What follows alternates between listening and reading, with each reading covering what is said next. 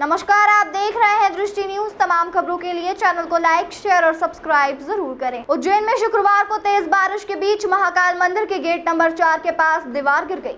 मलबे में दबने से 2 लोगों की मौत हो गई, जबकि 4 लोग गंभीर रूप से घायल हो गए। मामले में महू विधायक उषा ठाकुर का भी बयान सामने आया है। तेज बारिश के चलते महाकाल मंदिर के गेट नंबर 4 के सामने महाकाल मंदिर प्रबंधन समिति की धर्मशाला है, उसकी दीवार गिर गई। सूचना मिलते ही पुलिस बल और रेस्क्यू टीम मौके पर पहुंची। टीम ने घायलों को निकालकर अस्पताल पहुंचाया। बताया जा रहा है कि महाराजवाड़ा स्कूल को रेनोवेट कर महाकाल फेज 2 का काम चल रहा था।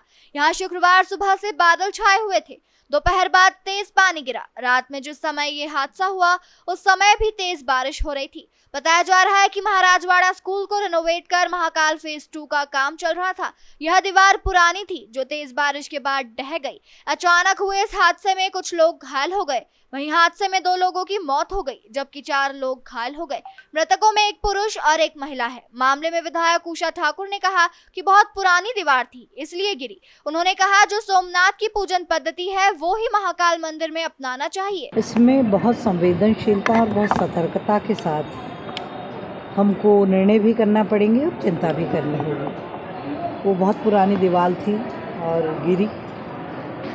घायलों की पूरे इलाज और उनकी मदद और सेवा की पूरी चिंता माननीय मुख्यमंत्री जी ने की है। और जो आप बता रहे हैं, बस मेरा भी यही प्रार्थना है कि महाकाल सबके प्रति, पूरी समग्र सृष्टि के प्रति समानता का भाव रखते हैं। तो वहाँ भक्तों के साथ मैं सोचती हूँ कि जो सोमनाथ की पूजा पद्धति है उसी को हमें उज्जैन में अपनाना चाहिए। सभी जल वहाँ बाहर से ही चढ़ाते हैं और जल महाकाल प्रभु को जाके समर्पित हो जाता है।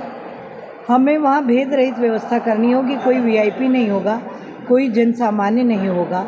वहाँ कोई जाए तो बस भक्त जाए और जो व्यवस्था बनी है उसका अक्षरशः पालन करे, तो ही हम इस प्रकार की अप्रिय घटनाओं से बच पाएंगे। मतलब मानते हैं आप चूक होती कहीं ना कहीं, कुछ ऐसी चूक हो रही है? देखिए, कोई दुर्घटना होती है तो अब व्यवस्थाएं हैं, इतनी बड़ी व्यवस्था में कहीं कोई मानव निर्मित त्रुटि हो सकती है तो उसको सुधारा जाता है, उसकी पुनरावृत्ति न हो इस बात की चिंता की जाए। लेकिन महाकाल लोक निर्माण और इतने जो बड़े विस्तार पर, मतलब बड़ा विस्तार किया जा रहा है, उसकी कहीं ना कहीं उन चीज़ों को